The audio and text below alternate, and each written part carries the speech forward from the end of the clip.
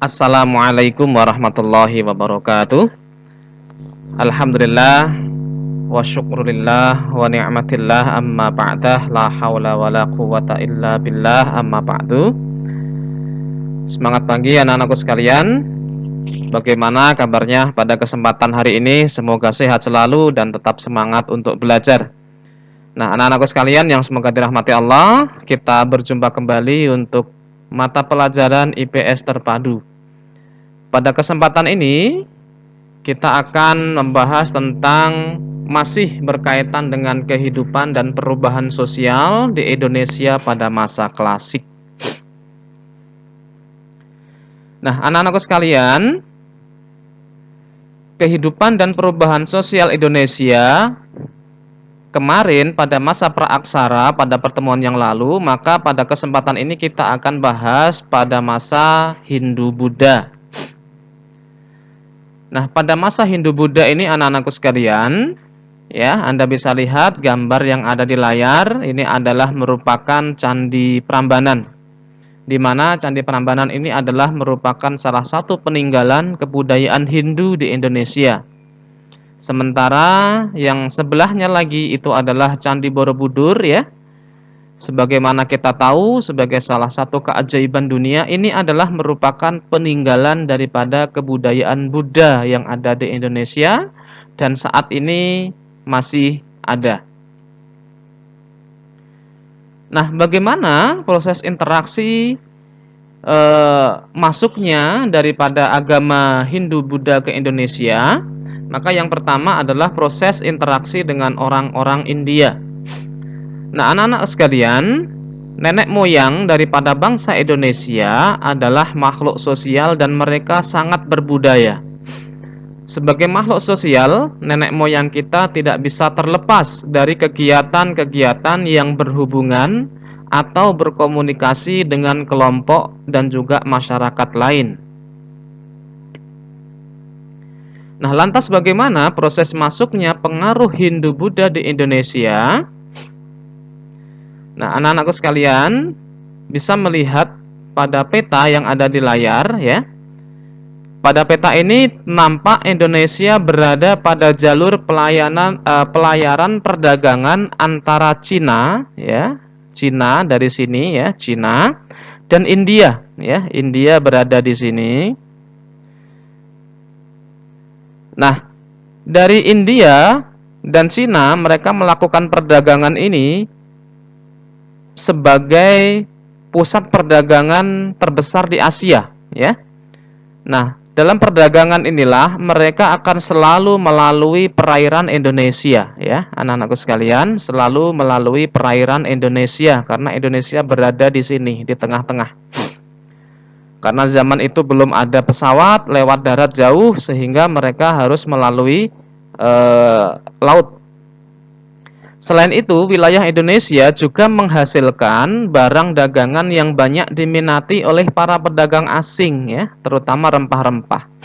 Jadi pedagang-pedagang di Asia ini mereka bukan hanya sekedar melalui dan melewati saja perairan Indonesia, tetapi juga kemudian mereka memerlukan barang-barang dagangan yang dihasilkan oleh masyarakat Indonesia pada waktu itu, yaitu adalah rempah-rempah. Nah, kemudian proses berkembangnya agama Hindu, ya, dan juga Buddha pada awalnya terjadi melalui hubungan dagang dan juga kontak kebudayaan antara Indonesia dengan India, ya, karena memang Hindu dan Buddha ini sama-sama berasal dari India. Keberadaan wilayah Indonesia pada jalur perdagangan berdampak pada banyaknya pedagang dari berbagai bangsa yang datang ke Indonesia. Mereka datang dari Arab, dari India, dari Cina, ya. Interaksi antara para pedagang asing dengan masyarakat Indonesia berdampak masuknya budaya baru ke dalam masyarakat Indonesia. Nah, salah satu pengaruh kebudayaan yang masuk ke Indonesia pada waktu itu adalah budaya dari India, ya, budaya dari India. Nah, hubungan dagang antara orang-orang India dan para pedagang di Indonesia ini terus berkembang, ya. Nah, di tengah-tengah perkembangan hubungan dagang itu, orang-orang India mulai memperkenalkan agama dan juga kebudayaan Hindu dan Buddha, ya. Jadi orang-orang Indialah, pedagang-pedagang Indialah yang memperkenalkan agama dan kebudayaan Hindu Buddha di Nusantara. Orang-orang Indonesia pun kemudian mulai tertarik dengan agama dan kebudayaan Hindu Buddha. Pengaruh dan perubahan masa Hindu Buddha di bidang politik dan pemerintahan. Pada mulanya di Indonesia pada waktu itu ya pimpinannya adalah kepala suku atau orang yang dituakan di dalam masyarakat kemudian akan diangkat menjadi pemimpin. Seorang pemimpin itu bertanggung jawab terhadap kesejahteraan dan kenyamanan hidup anggota masyarakatnya. Setelah masuknya kebudayaan Hindu-Buddha, konsep kepala suku itu kemudian berubah menjadi raja. Nah, raja inilah yang kemudian memimpin dan bertanggung jawab terhadap kehidupan masyarakat, ya. Wilayah daripada itu kemudian disebut dengan kerajaan. Nah, raja tidak dipilih oleh rakyat ya pada waktu itu, tidak seperti sekarang ya pemerintahnya. Masa itu raja tidak dipilih oleh rakyat, namun raja bersifat turun-temurun ya. Bahkan raja dianggap sebagai keturunan dewa. Yang kedua di bidang kepercayaan. Masyarakat Indonesia pada saat sebelum masuknya kebudayaan Hindu-Buddha hanya mengenal sistem kepercayaan animisme dan dinamisme ya. Yang kemudian setelah itu masuknya kebudayaan Hindu-Buddha, akhirnya masyarakat mulai banyak yang menganut agama Hindu-Buddha. Apa itu animisme dan dinamisme? Animisme adalah kepercayaan masyarakat ya kepada roh-roh nenek moyang. Jadi masyarakat Indonesia dahulu ya, sebelum masuknya budaya Hindu-Buddha itu masih percaya kepada roh-roh nenek moyangnya. Sedangkan dinamisme adalah kepercayaan yang menganggap bahwa suatu benda memiliki kekuatan gaib ya. Itu dinamisme. Agama Hindu dan Buddha tersebar di Indonesia melalui pusat-pusat perdagangan dan juga pusat kerajaan. Dengan tersebarnya pengaruh Hindu-Buddha, maka banyak masyarakat Indonesia yang kemudian memeluk agama Hindu dan Buddha.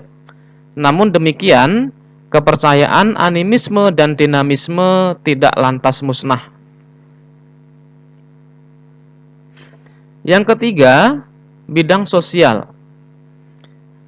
Pengaruh Hindu-Buddha dalam bidang sosial nampak dengan timbulnya perbedaan kelompok masyarakat berdasarkan kedudukannya. Ya, jadi masyarakat pada masa Hindu-Buddha ya, masyarakat Indonesia dibedakan berdasarkan fungsinya. Ya, jadi penggolongan masyarakat ini yang kemudian sering kita sebut dengan sistem kasta. Nah, sistem kasta pada masa Hindu-Buddha ya, itu terbagi menjadi 4 kasta. Ya, ini adalah kasta atau strata yang ada di dalam masyarakat. Jadi nanti strata 1 atau kasta 1 dengan kasta lainnya, atas dan bawahnya itu tidak boleh saling menikah dan kemudian juga interaksinya sangat dibatasi. Yang pertama adalah kasta Brahmana. Kasta Brahmana adalah golongan pendeta atau pemuka agama Hindu ya, yang merupakan kasta tertinggi di dalam masyarakat Hindu. Nah, ini kasta Brahmana ini yang paling tinggi. Yang kedua adalah kasta Ksatria. Ini terdiri dari kalangan para raja, prajurit, dan juga bangsawan ya, dan merupakan kasta kedua tertinggi dalam masyarakat atau kebudayaan Hindu. Yang ketiga adalah kasta Waisya. Nah, kasta Waisya ini terdiri dari kaum petani dan juga kaum pedagang ya, dari masyarakat biasa. Dan yang terakhir adalah kasta Sudra. Nah, kasta Sudra ini adalah merupakan kasta terendah ya, yang terdiri dari para budak, dari para pembantu, buruh, dan kuli. Dan ini adalah kasta yang paling rendah di dalam masyarakat Hindu. Kemudian dalam bidang ekonomi anak-anakku sekalian, berkembangnya perdagangan melalui jalur laut antara India dan Cina mengakibatkan ramainya jalur perdagangan di Nusantara. Ya, pada perkembangannya selanjutnya lahir pusat-pusat perdagangan yang menjadi pusat kegiatan ekonomi. Ya, nah pusat-pusat perdagangan tersebut kemudian berkembang menjadi pusat kerajaan. Kegiatan perdagangan menjadi kegiatan ekonomi masyarakat zaman tersebut, ya, di samping kegiatan pertanian. Dalam bidang bahasa dan tulisan, masyarakat juga mulai mengenal adanya tulisan, ya, seperti adanya huruf Pallawa dan juga huruf Pranagari, ya. Seperti ini kira-kira, ya, huruf Pallawa, ya, pada masa itu. Yang ini banyak ditemukan di prasasti-prasasti peninggalan-peninggalan kebudayaan Hindu-Buddha. Dalam bidang pendidikan anak-anakku sekalian, pada masa Hindu-Buddha mulai dibuat kegiatan pendidikan di padepokan-padepokan atau asrama di bawah bimbingan pendeta atau brahmana. Nah, ya, jadi ada padepokan-padepokan atau asrama-asrama di bawah bimbingan pendeta atau brahmana. Dalam bidang kebudayaan, dengan masuknya pengaruh Hindu-Buddha, maka berkembang kebudayaan yang dipengaruhi agama Hindu-Buddha yang nampak antara lain dalam bentuk seni bangunan, seni sastra, ada aksara, ya, atau tulisan, kemudian seni wayang, seni ukir, ya. Dan pengaruh Hindu-Buddha dalam seni bangunan ini kemudian juga nampak dengan berdirinya candi-candi, ya, baik candi-candi yang bercorak Hindu maupun candi-candi yang bercorak Buddha. Dan candi-candi ini masih ada hingga sekarang, ya. Nah, di antara candi-candi yang bercorak Hindu-Buddha di Nusantara antara lain adalah Candi Prambanan, ya. Candi Prambanan ini merupakan candi Hindu terbesar di Nusantara, ya. Jadi kalau saat ini kita lihat, ya, candi ini terletak di Kabupaten Sleman, ya, di Provinsi Yogyakarta. Ini dibangun oleh Raja Rakai Pikatan, ya, dari Kerajaan Mataram kuno kira-kira pada abad ke-9 Masehi. Kemudian ada ada Candi Penataran. Nah, Candi Penataran ini merupakan candi agama Hindu, ya, atau kebudayaan Hindu. Candi Penataran ini adalah peninggalan kerajaan Kediri yang dibangun pada masa pemerintahan Raja Srengga, ya, sekitar 1200 Masehi. Nah, candi ini berada di Kabupaten Blitar, Provinsi Jawa Timur. Nah, ini bangunan candi yang terbuat dari bata merah.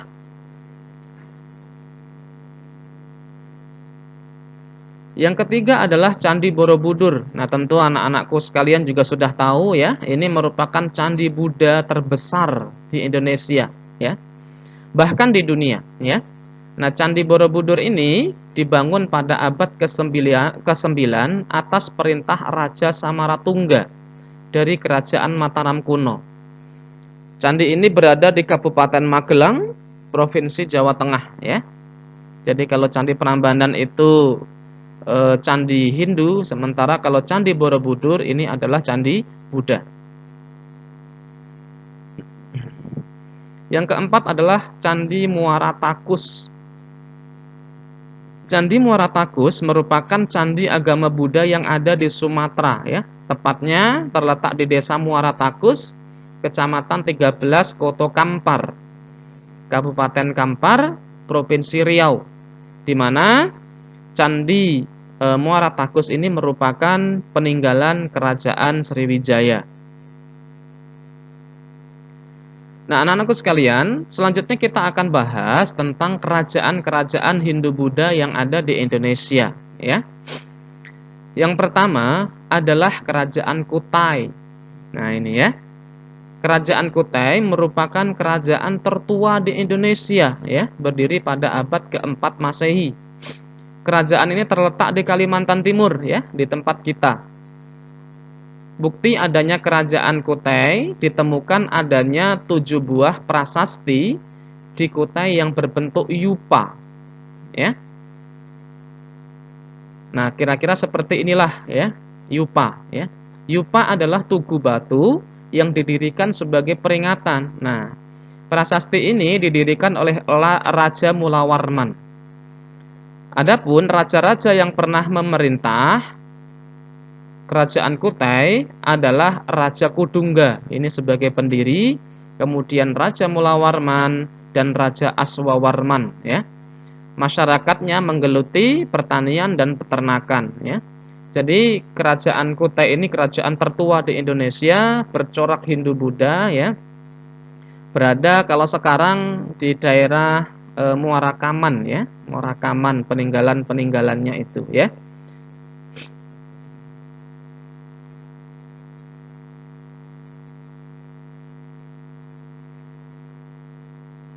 Kerajaan Tarumanegara. Kerajaan Tarumanegara terletak di Jawa Barat, ya, berdiri pada abad ke-5 Masehi. Peninggalan kerajaan ini berupa prasasti 7 buah, yaitu prasasti Ciaretun, prasasti Tugu, prasasti Kebun Kopi, prasasti Muara Cianten, prasasti Pasir Awi, prasasti Jambu, dan prasasti Sidanghiang. Ya. Nah, kerajaan Tarumanegara ini, anak-anakku sekalian, ya, raja yang terkenalnya adalah Raja Purnawarman. Masyarakat di kerajaan Tarumanegara sebagian besar hidup dari pertanian. Dalam prasasti Tugu diceritakan bahwa raja memerintahkan pembuatan saluran air untuk pertanian, ya. Selain pertanian, masyarakat di kerajaan Tarumanegara juga melakukan perdagangan. Nah, yang kedua adalah Kerajaan Sriwijaya. Ya. Kerajaan Sriwijaya berdiri pada abad ke-7 Masehi yang berpusat di Palembang sebagai pusat agama Buddha di Asia Tenggara. Ya. Nah, bukti Kerajaan Sriwijaya dikenal sebagai kerajaan maritim yang menguasai lintas pelayaran dan perdagangan di Selat Malaka, Selat Sunda, dan Laut Jawa. Ya. Kerajaan Sriwijaya diketahui berdasarkan bukti-bukti sejarah ya, yang berupa satu prasasti ya, ada prasasti Likur, prasasti Kedukan Bukit, ada prasasti Nalanda, prasasti Palas Pasemah ya, prasasti Kota Kapur, prasasti Talang Tuo ya. Kemudian ada bukti catatan musafir Cina yang bernama Ising yang datang ke Sriwijaya pada tahun 671 Masehi. Kerajaan Sriwijaya sendiri mencapai puncak kejayaannya pada masa pemerintahan Raja Balaputradewa yang memerintah pada abad ke-9 Masehi. Kemudian Kerajaan Mataram kuno. Kerajaan Mataram kuno berdiri pada abad ke-8 Masehi oleh Raja Sana. Kerajaan ini berada di Jawa Tengah, memiliki peninggalan-peninggalan berupa bangunan-bangunan candi yang monumental, seperti Candi Borobudur, Candi Prambanan, ya. Itu adalah merupakan peninggalan daripada Kerajaan Mataram kuno. Informasi tentang Kerajaan Mataram kuno diperoleh melalui prasasti-prasasti peninggalan ya, seperti ada prasasti Canggal, prasasti Kalasan, prasasti Likur, prasasti Nalanda, prasasti Kulak, dan juga prasasti Mantiasih. Raja-raja yang memerintah di Kerajaan Mataram kuno ini berasal dari 2 dinasti ya, yaitu dinasti Sanjaya ya, yang memang beragama Hindu, dan juga dinasti Shailendra yang beragama Buddha. Sebelum kemudian Mataram disatukan kembali oleh Raja Rakai Pikatan ya.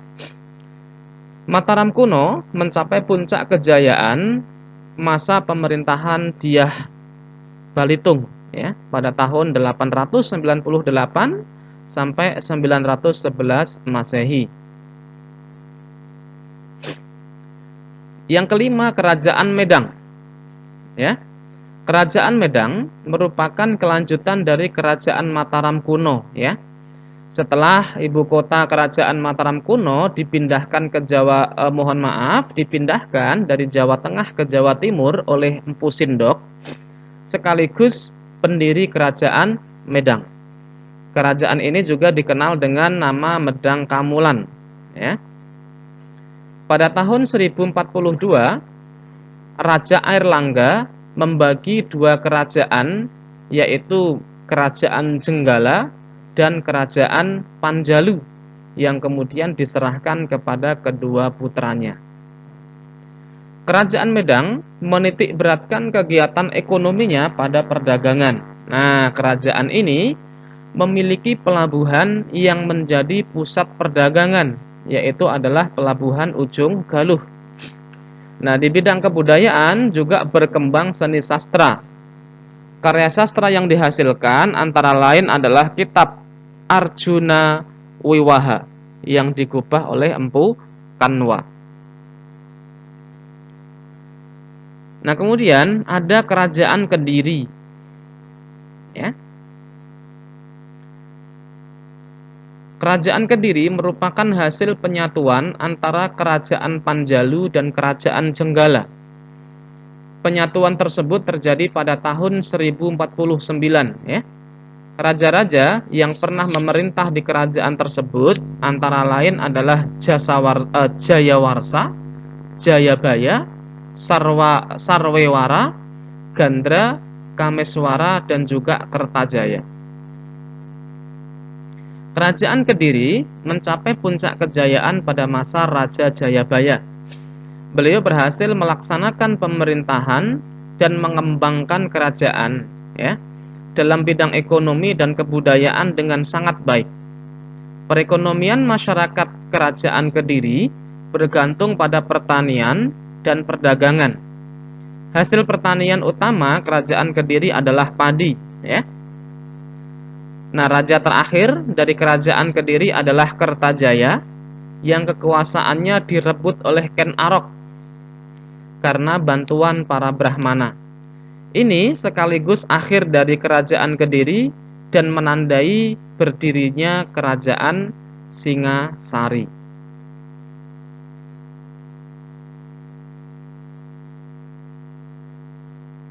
Nah, anak-anakku sekalian, berikutnya adalah Kerajaan Singasari, ya.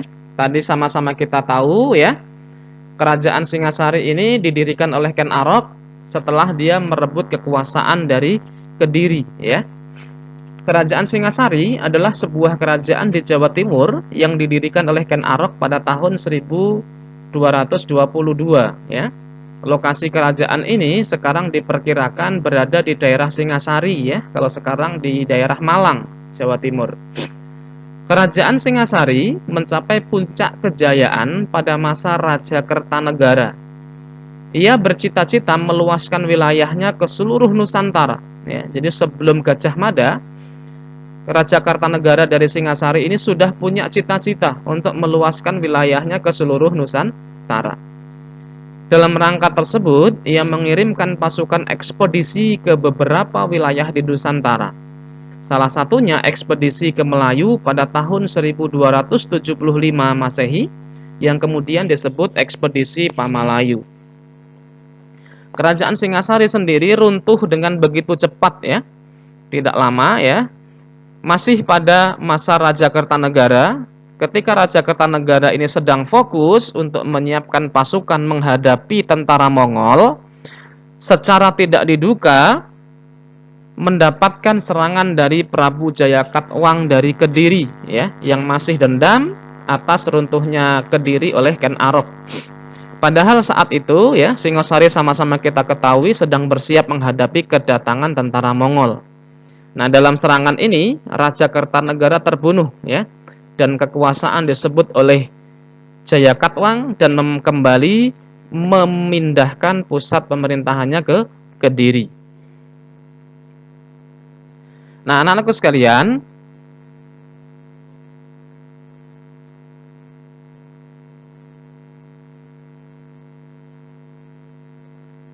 Berikutnya adalah Kerajaan Majapahit, ya. Kerajaan Majapahit didirikan oleh Raden Wijaya, ya, oleh Raden Wijaya. Didirikan di Jawa Timur, ya, berdiri pada tahun 1293 Masehi, ya. Kerajaan Majapahit ini juga sekaligus dikenal sebagai kerajaan Hindu terbesar di Indonesia, ya. Namun juga di Majapahit, kerajaan ini, ya, sangat menghargai masyarakat yang memeluk agama Buddha. Jadi Hindu dan Buddha bisa hidup berdampingan pada masa Majapahit. Adapun pendirinya adalah Raden Wijaya, ya. Raden Wijaya ini adalah menantu Prabu Kertanegara, ya, Raja Singasari, yang dimana Prabu Kertanegara terbunuh pada waktu pemberontakan Prabu Jayakatwang dari Kediri. Maka Raden Wijaya ini berusaha merebut kembali kekuasaan, ya, kemudian melakukan penyerangan terhadap Prabu Jayakatwang di Kediri. Dan akhirnya Raden Wijaya berhasil kembali merebut kekuasaan dan mendirikan kerajaan yang disebut dengan Kerajaan Majapahit, ya. Majapahit sendiri mencapai puncak kejayaannya pada masa pemerintahan Prabu Hayam Wuruk, ya, pada tahun 1250 sampai 1289. Nah, Prabu Hayam Wuruk ini sendiri tidak sendiri karena dia didampingi oleh Mahapatih Gajah Mada yang terkenal dengan Sumpah Palapa dengan tujuan untuk mempersatukan Nusantara, ya. Jadi yang mempersatukan Nusantara itu adalah Mahapatih Gajah Mada atas perintah daripada Prabu Hayam Wuruk. Perekonomian utama Majapahit bersumber dari pertanian dan perdagangan, ya. Sebagai kerajaan maritim, Majapahit memiliki armada laut yang sangat kuat sehingga mampu menguasai pelayaran di Nusantara. Nah, pelabuhan-pelabuhan perdagangan penting waktu itu antara lain di Canggu, Surabaya, Gresik, dan Tuban, ya. Kerajaan Majapahit juga memiliki hubungan dengan kerajaan-kerajaan lain di Asia Tenggara, ya, seperti dengan Cina, India, dan Siam. Dalam bidang seni, pada masa kerajaan Majapahit disusun berbagai karya sastra, ya. Kitab Negara Kertagama dan Kitab Sutasoma merupakan dua karya sastra yang terkenal yang dihasilkan pada masa Majapahit. Kitab Negara Kertagama ditulis Empu Prapanca dan Kitab Sutasoma ditulis oleh Empu Tantular. Dalam Kitab Sutasoma tertulis kalimat Bhinneka Tunggal Ika, ya, yang saat ini tertulis pada lambang negara kita yaitu Garuda Pancasila, ya. Penyebab runtuhnya kerajaan Majapahit adalah karena terjadinya perang saudara yang kemudian disebut dengan Perang Paregreg pada tahun 1401 sampai 1406 Masehi. Sejak saat itulah kerajaan Majapahit tidak mampu bangkit lagi, ya, dan akhirnya runtuh setelah mendapat serangan dari kerajaan Demak di bawah pimpinan Adipati Unus. Nah, anak-anakku sekalian, dengan berakhirnya kerajaan Majapahit, dengan runtuhnya kerajaan Majapahit sekaligus ini menandai runtuhnya kebudayaan Hindu-Buddha di Indonesia, ya, yang kemudian nanti akan muncul kebudayaan Islam di Indonesia. Nah, bagaimana kebudayaan Islam di Indonesia akan kita bahas pada pertemuan berikutnya. Semoga bisa dipahami dengan baik anak-anakku sekalian. Dan setelah ini anak-anakku sekalian, tetap Bapak berpesan jaga kesehatan, ya, patuhi protokol kesehatan, semoga tetap semangat di dalam belajar, ya. Selamat berpuasa, selamat menanti hari raya, tetap selalu menjalankan segala tugas yang diberikan oleh para guru, ya, jangan sampai terlewat. Semoga semuanya mendapatkan nilai yang baik, mendapatkan hasil yang terbaik. Nah, demikian anak-anakku sekalian, kurang lebihnya mohon maaf. Billahi taufik wal hidayah, fastabiqul khairat. Wassalamualaikum warahmatullahi wabarakatuh.